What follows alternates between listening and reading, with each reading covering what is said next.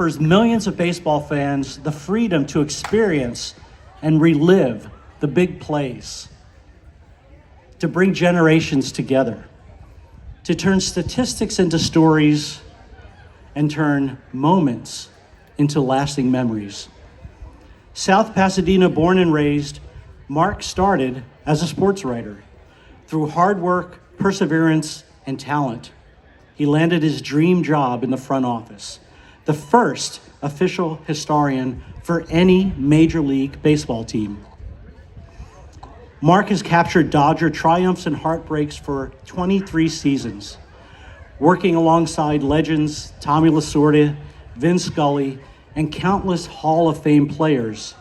His observations bring us into the game, America's game, the red, white, and Dodger blue. Let's give a warm Palos Verdes welcome to our 2024 Kenneth T. Norris Heritage of Freedom Award honoree, Mark Langill.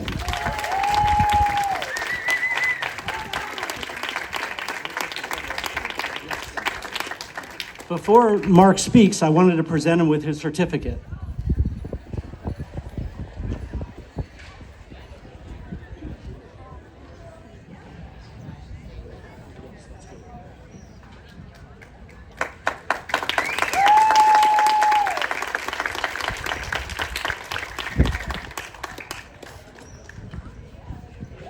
Well, thank you very much. It's such a pleasure to be here. And when I say it's a unique opportunity, I am not kidding, because I'm used to public speaking, but never after trying 20 different apple pies. And so he's given me all the credit for all the wonderful things as far as what may be in my head. And I've never had a 7,000 calorie snack before coming to the podium. So if I look a little out of it, it has nothing to do with the weather or the fact that we lost yesterday. It's, and it was wonderful pie, but boy, let me tell you, that is a unique experience to eat all of this and now for a coherent speech, here's Mark. So, but it is a pleasure to be here. And whenever I get the introduction, and as far as team historian, I always get this funny look, because if you introduce a professor, you kind of know how they got there. If you introduce a doctor or a lawyer, chances are there's traditional training and everything like that. And so everyone's like, team historian? How do you become a team historian? Well, being a team historian, it's very easy. All you have to do is not hit the ball in Little League as a child, and you're well on your way to being a team historian. So we paused for laughter, but that's absolutely the case. I knew everything about the team as a kid, and when you'd get on the Little League field, they're like, that ball is just not making contact with the bat. And then they'd send me out to the field, and they're like, there's another thing he can't do. And so, but I always loved the experience, and the crazy thing is, 52 out of 59 years, I've been at the stadium one way or another, either as a fan, as a sports writer, or the last 30 years as a member of the front office. So it's a surreal feeling when you're walking around a place where you grew up, and it just gets better and better. It's not, it used to be this way, it used to be that way. I mean, think about this. The team's been in the playoffs 11 straight years. That just doesn't happen in terms of it. We just have to remind people that in the history of the Dodger organization, the streak before, as far as consecutive times in the playoffs, was just 2. And so it drives you crazy, it drives me crazy as the historian when people in the front office are going, I don't want to go to that city for the World Series. I'd rather go there. And you're like, we're not even out of the first round yet. Stop booking your flight, for the World Series, because anything could happen. And so but it's fun for me, but it's frustrating for my family, because they seem to have this idea that I really don't know their names. They're just sort of like relatives.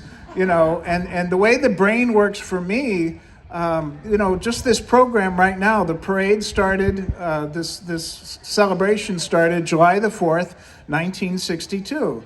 Well, right off the bat, in my head, I remember the headline in the LA Times that morning, because the Angels played at Dodger Stadium their second year, but they called it Chavez Ravine, but they had a really good start, and it's a famous headline, Heaven Can Wait. Angels in first place, and it was July 4th, 1962.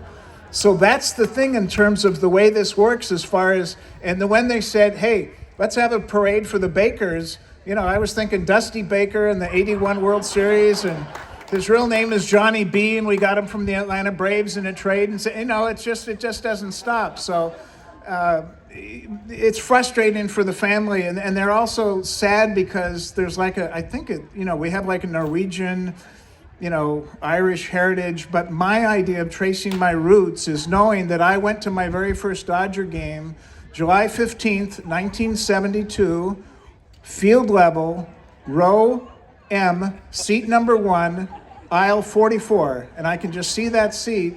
And the thing is, I remember it like it was yesterday. I'm 59 years old, and I can still think what I was thinking that day in terms of this has got to be the most incredible place in the world. And it turns out that I hit the bullseye, but I didn't know why, because when you go to a stadium, when you're a little kid, you try to get the autographs and things like that, but then you realize it's all about the people. It's all about knowing behind the scenes Vin Scully. And they always say, be careful of meeting your heroes because you might be disappointed. And there is a audio of me 8 years old, and I've got the little tape recorder, and my voice is a little higher. Welcome to the 1974 World Series between the Dodgers and the Oakland. I'm doing the commercials. The only thing I messed up was scores from around the league, because if you're in the World Series, there are no scores from around the league. That's the only game. But when you finally meet Vin Scully and you realize, oh my gosh, he is just even greater than you even thought. And all the preparation that he would do would be about that thick for a game. And then you'd be in the booth, and after the game you'd go, he didn't use any of it. He used maybe a little bit here, a little bit there, and you realize that was his genius. It was a spice, and it wasn't a crutch. And so he was prepared for everything, but then he would just let it play out. And I asked him once, I said, what is your secret to your success in terms of your philosophy? You got 1 million people hanging on your every word. And he quotes Laurence Olivier, the actor. And I'm like, he's the only person I've ever heard quote Laurence Olivier. Most people don't even know who Laurence Olivier is. But he said, have the humility to prepare and the confidence to pull it off. And so when you would just see Vinny, and then toward the end of his career, he'd be perfectly dressed. And you'd see him in the press box, and he would laugh at himself, and he'd say, these are my distractions. And what he meant by that was, when you would see him in the press box, you'd see the beautiful tie, you'd see the pocket kerchief with matching socks, elegantly pressed suit. And he said, that way you see somebody that's well-dressed, and they forget that the person you're looking at is 86 years old. They don't even look at that. And then Lasorda, just imagine you follow Tommy Lasorda as a kid, and then one day in 2007, you get a phone call in March. You got to be in Florida the next day. I go, why? Because Tommy's assistant left, and he had a leave of absence, and so they said, you got to drive Tommy around for a month. And so just imagine, 7 in the morning until midnight, Tommy Lasorda 24/7. And you talk about energy for an 80-year-old. It was just the most amazing thing. And the thing that saved me was one time at breakfast, and he'd always have 3 meals. It was like 3 shows in Vero Beach. 3 breakfasts, 3 lunches, 3 dinners, because since it was a buffet, there's no way Tommy's not going to have, a show. Hey, come on, let's have dinner. Come on, let's have lunch. And I'm sitting there like Ed McMahon doing, just prepping him and everything like that, because he never wanted to eat alone. And I'm just, many times when that happens, you just can't believe that, you grow up in the left field pavilion and suddenly you're hanging around all these people. And so the thing that saved me with Tommy, one time he is saying, I helped this guy in curfew. I helped him through the window. I can't remember his name. And I said, well, give me a clue. He said, well, you wouldn't know. He never played in the major leagues. I said, try me, Tommy. He said, well, he played baseball at West Point. And then he played football at Duke. Nothing. He was a punter at Duke. And then he said, he played in the Rose Bowl. Now, you think the Dodger trivia is not the only thing in this head? When you grow up in Pasadena, you got the Rose Bowl. I knew that USC had played Duke in the 1939 Rose Bowl. Sadly, I knew this as a kid. Duke undefeated, unscored upon, 3-0 lead in the fourth quarter. Suddenly the fourth string quarterback starts playing catch with the wide receiver. Big upset, 7-3. I only knew one guy on Duke. I said, "You talking about Eric Tipton?" Suddenly Tommy's eyes grew real wide. He goes, "How the heck would you know that?" And then at that point, he started yelling in the cafeteria, "He knows everything! He knows everything!" Nobody else cared. They were just happy that Lasorda's new driver was amusing him. And so he never used the computer, so he'd be on the road, call Mark. It was like Google. Who was the third baseman, for the 1969 Mets? Ed Charles? Is it Ed Charles, Tom? Yeah, that's it. And then he could tell the rest of his story.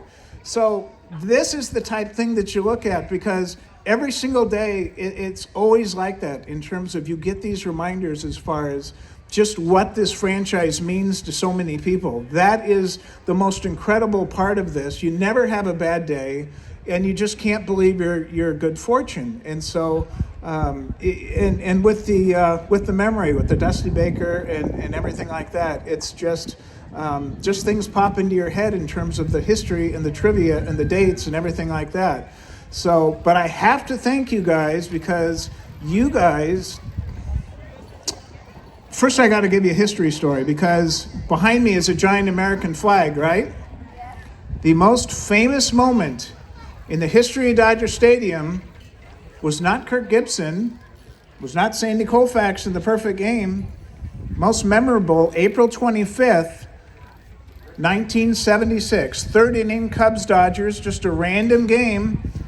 And Rick Monday is playing center field, and he notices two fans run onto the field, and they're about to burn a flag.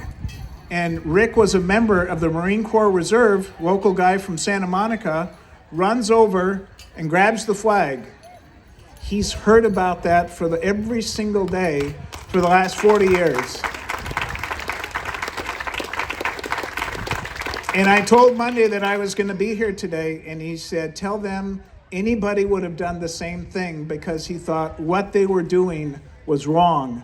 And so that was Rick's message in terms of, but every single day, he's hit a home run that won the pennant and everything like that. Nothing else in Dodger history has somebody heard about every single day. Every day there's mail, every day there's an interview if he goes to different cities and everything like that. And he doesn't mind the fact that spent nearly 20 years in the majors and he's been a broadcaster since 1993. He doesn't mind that title. He's the guy that saved the flag, because he feels so proudly about that. But he's embarrassed by the attention, but he knows the magnitude. And so he sends his greetings. He is thrilled by what you guys do. And I have to tell you, I live in South Pasadena, and we have a wonderful parade where everybody is in the parade and they don't notice that anybody is on the sidewalk. It's just a wonderful tradition. And the very fact that this is starting again, I have to encourage you that you see the kids on the bikes, you hear the wonderful music and everything like that. And that's what makes the July 4th special. That's what makes your community. That's what makes this so special. So I have to thank you for the invitation. Some of you might not know, let's see, I think it was late April. I have everything in my head. I had more than I thought in my head, because I'm giving a nickel tour of the stadium and I'm telling a Vin Scully story, suddenly run out of energy. And just imagine, by the end of the day, 2 hospitals later, they said, "You got 2 brain tumors." Ooh. Well, it's okay. It's okay. You don't have to have the long face. But the point is, when you're trying to think of the thing, they didn't know it as far as the organizers. So just imagine, poor Garrett is emailing me, and I'm in a hospital gown, can't see out of my, I still have the periphery problem. Can't see out of my left eye, not sure if I'm going to be able to walk. And he's emailing me and he's going, "How does the poster look?" Because there's a poster with a picture of me on it. And I'm going, "Man, I hope I look as good as this poster one day." But I'm going, "Fine, Garrett, fine. Do you need anything?" And I probably shouldn't tell him what I need. So yeah, look forward to seeing you on the 4th. And then I said to myself, I got 62 days to get this together. I got 58 days and everything like that, so.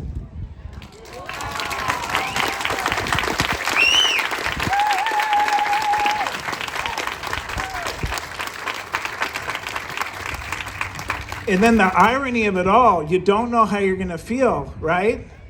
I had no idea I was going to feel like that. And not because of the emotion of coming back, from the surgery. I've never had 20 pieces of apple pie before. So that's just, it's amazing. That's why I had the glass of water before I went up there. It's like, man, this is just an amazing day. But I just have to encourage all of you to embrace this. Don't take it for granted. It's just a wonderful moment. And for the kids,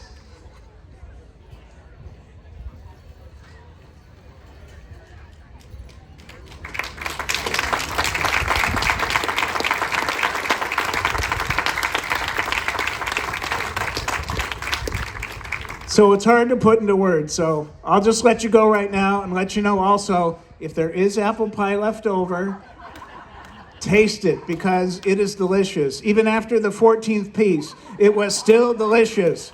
So thank you all and have a great day.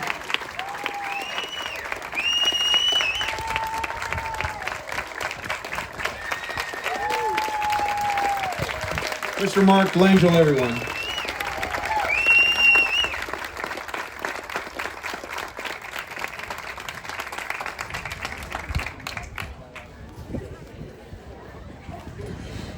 Okay.